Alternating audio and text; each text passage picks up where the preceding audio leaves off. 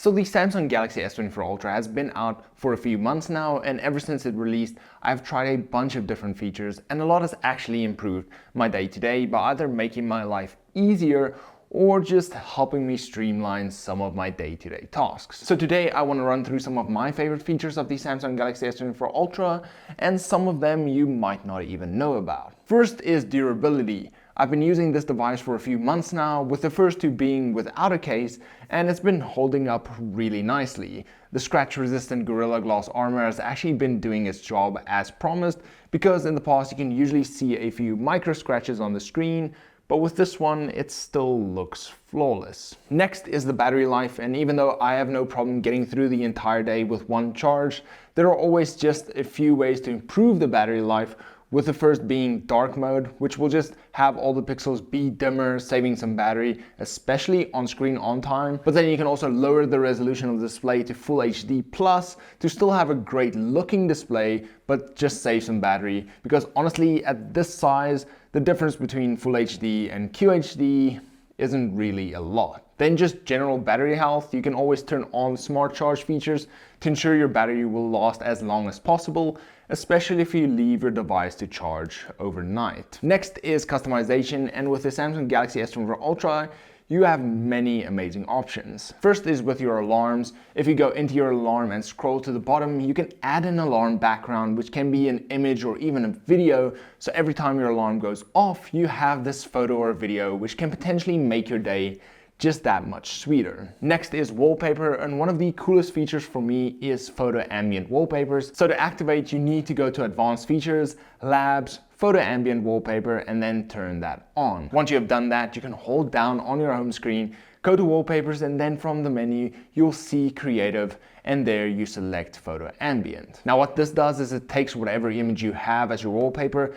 and then it becomes reactive to the weather conditions of that day. So for example, if it rains, it will actually rain on your wallpaper and even interact with the wallpaper itself by bouncing off of people or objects. But then there is snow, which we don't get here, but could be cool to have over the festive season in countries where it actually snows. Then you can also change the lock screen, have different effects and styles, change the font and style of the clock, and even buy different fonts to really dial in your look and feel that you want for your Galaxy device. Then another feature I use almost daily is AI Note Assist and Text Assist, if I can call it that. And what it allows you to do is simply type the main idea in any style you want, and then click on the little AI star logo and select writing style. From there, AI will check the message that you have typed and rewrite it in different styles depending on what you need, whether that is professional, for a caption, or just keeping it casual.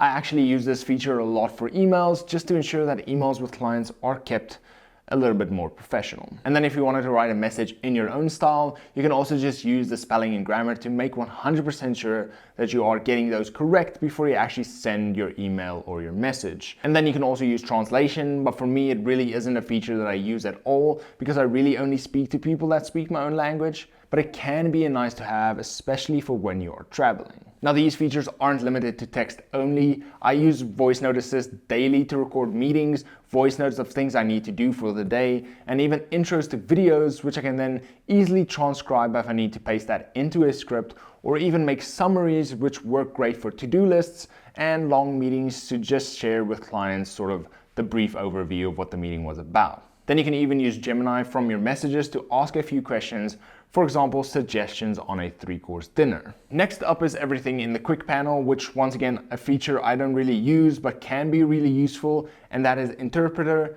And what this allows you to do is select the language of the person you are speaking to, and then simply hold the phone between the two of you, and you can both speak while it just translates for the other person. Once again, great for traveling, because you can download the language packs to be used offline, so you don't need an internet connection, which really helps a lot. Now I usually use device control a lot to interact with all of my smart devices, which isn't just limited to smart things. You can add other devices like Google Home products and even Xiaomi Home products, which is great if you perhaps have a mix and match of different smart home items, or just have access to certain items more than others in your country. And then lastly is a feature I was shocked to find out not a lot of people know about, and that is wireless power sharing. So when we were in Dubai, I used my phone to charge other people's phones. I use it almost daily to charge my headphones, and it's just a great feature to have in those cases where your phone is fully charged, but but you might need some extra juice for something else. Next is modes and routines. This is really one of those that has endless possibilities.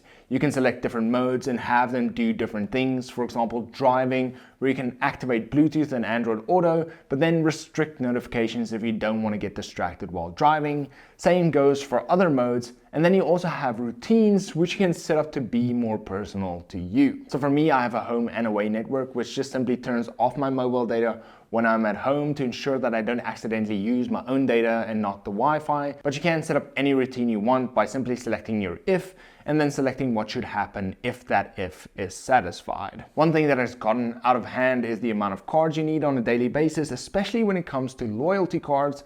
So I use Samsung Wallet to store all of my bank cards, but then also use it for all of my loyalty cards just to keep my wallet slim and tidy, but still have all of my cards whenever I might need them. And then lastly is the generative photo editor, which can be used to remove or edit items in a photo by simply selecting, deleting it, and then selecting generate to fill in the gap. But you can also use it to reframe an image which might have been slightly skew, and then using AI to fill in the edges instead of having to crop the image. There are so many more options out there, and this is just the tip of the iceberg. One thing I do want to add is if you use AI and you don't want to connect to the Samsung servers, you can simply go to Advanced Intelligence and scroll to the bottom and select Process Data on Device Only, and then everything will be handled locally instead of having to go to different servers. But what are your favorite AI features, and how do you make use of your Samsung Galaxy device to get the most out of your day?